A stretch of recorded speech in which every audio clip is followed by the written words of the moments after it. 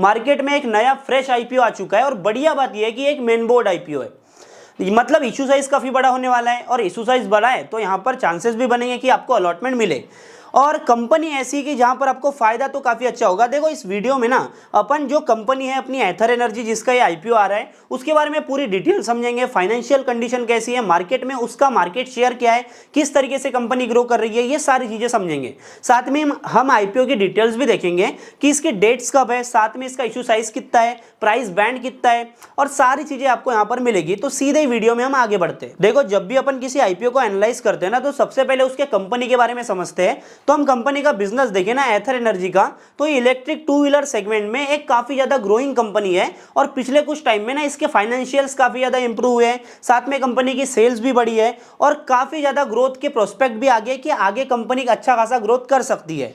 अब जिस सेक्टर से कंपनी आती है ना वो इंडिया में काफी ज्यादा ग्रोइंग है और अभी के टाइम पर फुल ग्रोथ में, जहां पर एक्सपांशन फेज में हमको ये इंडस्ट्री देखने को मिल रही है। तो सिंपल से अपन सबसे पहले तो इंडस्ट्री के बारे में समझते हैं। तो ये गवर्नमेंट की वेबसाइट है IBEF, Indian brand equity foundation. तो इसके हिसाब से हम डेटा लेते हैं तो इंडियन ईवी मार्केट जो है ये फोरकास्ट किया जा रहा है कि 2022 से 2029 तक ये 113 बिलियन डॉलर का पहुंच जाएगा। जहां पर इसके ग्रोथ की बात करें ना तो यहां पर 66% के कैगर से यहां पर ग्रोथ देखने को मिलेगी। देखो इंडस्ट्री तो काफी ज्यादा ग्रोइंग है पर साथ में इस इंडस्ट्री को गवर्नमेंट का भी सपोर्ट है और गवर्नमेंट यहां पर परचेजेस को सब्सिडाइज कर रही है। मतलब अगर आप यहां पर इलेक्ट्रिक टू व्हीलर्स को परचेस करते हो ना तो वहां पर आपको गवर्नमेंट सब्सिडी देती है जिससे इनकी कॉस्ट जो है ना वो और भी ज्यादा कम हो जाती है। देखो जैसे कि एथर एनर्जी ने अपनी RHP फाइल कर दी है तो आईपीओ की डिटेल्स हमारे सामने निकल के आ चुकी है। तो सबसे पहले अपन वो समझते हैं। तो ये आईपीओ मार्केट में ओपन रहने वाला है 28 अप्रैल से 30 अप्रैल तक, मतलब इन बिटवीन अपन यहां पर आईपीओ में अप्लाई कर सकते हैं।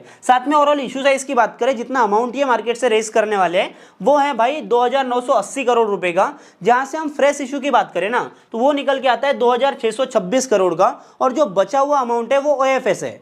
अभी फ्रेश इशू के कंपेयर में जो OFS का अमाउंट है ना वो काफी ज्यादा कम है और जब भी ऐसा होता है, जब भी आईपीओ में फ्रेश इशू का जो अमाउंट है वो काफी ज्यादा होता है तब हमको ये समझ में आता है कि प्रमोटर्स का कंपनी के ग्रोथ के ऊपर जो कन्विक्शन काफी ज्यादा है।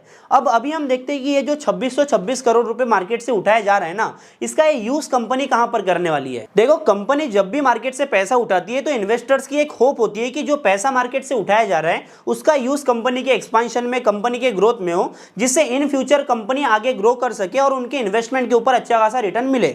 तो यहाँ पर जो फ्रेश इशू से अमाउंट आ रहा है ना उसका यूज कहां पर करने वाली कंपनी वो भी समझ लेते हैं।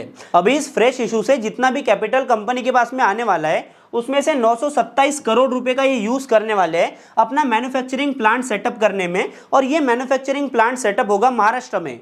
और इससे भी बढ़िया बात यह है कि इस वाले जो मैन्युफैक्चरिंग प्लांट की जो कैपेसिटी होगी ना वो 1 मिलियन व्हीकल्स, ठीक है, 1 मिलियन व्हीकल्स बनाने की कैपेसिटी होने वाली है। मतलब यहाँ पर कंपनी के एक्सपांशन में इसका यूज होगा। अब बाकी अमाउंट हम देखें तो यहाँ पर 40 करोड़ रुपए जो है वो डेट रीपेमेंट में जाने वाले हैं। मतलब कंपनी के ऊपर जितने भी लोन्स है ना उसको यहाँ पर रीपे किया जाएगा। बाकी 750 करोड़ रुपीस जो है ये R&D में खर्च करने वाले हैं जिससे अपने प्रोडक्ट्स को और भी अच्छा बनाया जा सके। और बाकी जो अमाउंट है ना 300 करोड़ रुपए कंपनी के मार्केटिंग में यूज हो गए जिससे कंपनी का को अच्छा खासा स्केल मिले और कंपनी आगे ग्रो कर सके। इससे पहले कि अपन कंपनी के बारे में पूरा डिटेल में समझे सबसे पहले तो हम देख लेते हैं कि कंपनी का प्राइस बैंड कितना है इस आईपीओ का टोटल।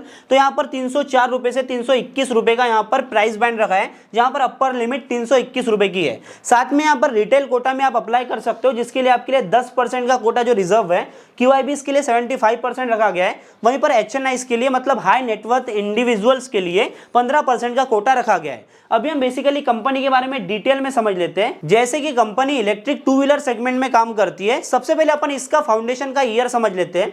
2013 में कंपनी फाउंड हुई, अभी से 12 साल पहले। और कंपनी के फाउंडर्स देखे ना तो वो है तरुण मेहता और स्वप्निल जैन। और जो चीज एथर एनर्जी को बाकी electric two wheeler manufacturer company से अलग बनाती है वो है कंपनी की प्रीमियम पोजीशनिंग और साथ में इनकी in house design and development. अब देखो ये इन हाउस अपने प्रोडक्ट्स को डिजाइन करते हैं और डेवलप करते हैं जिससे कंपनी का इसके क्वालिटी के ऊपर और यहाँ पर कॉस्ट के ऊपर पूरा कंट्रोल होता है।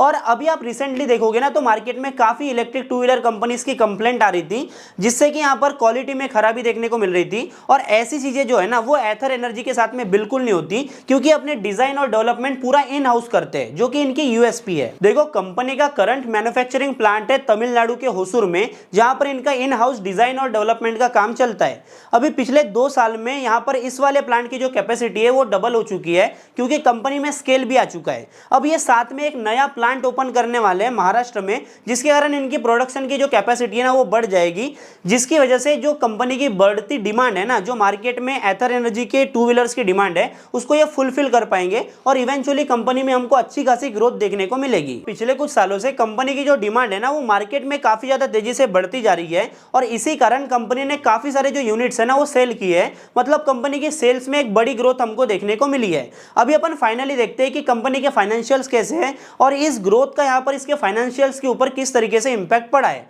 तो यहाँ पर हमारे पास में 3 साल का डेटा है, तो अपन 2022 का डेटा देखें ना तो यहाँ पर 413 करोड़ का रेवेन्यू देखने को मिला है। वहीं पर हम 2023 का डेटा देखते हैं तो ये ग्रो करके 1800 करोड़ तक पहुंच चुका है।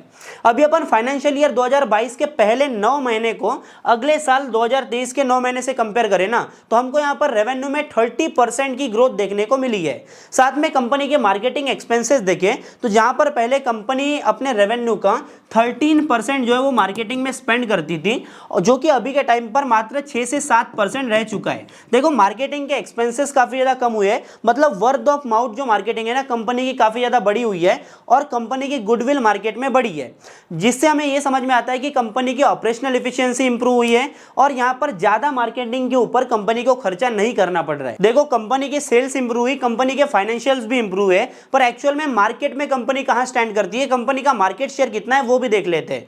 तो अभी के टाइम पर ओवरऑल हम इलेक्ट्रिक टू व्हीलर सेगमेंट देखें ना तो यहाँ पर 24% का मार्केट शेयर है बजाज का, जहां पर इनकी चेतक गाड़ी है। वहीं पर टीवीएस के iQube का मार्केट शेयर है 23%।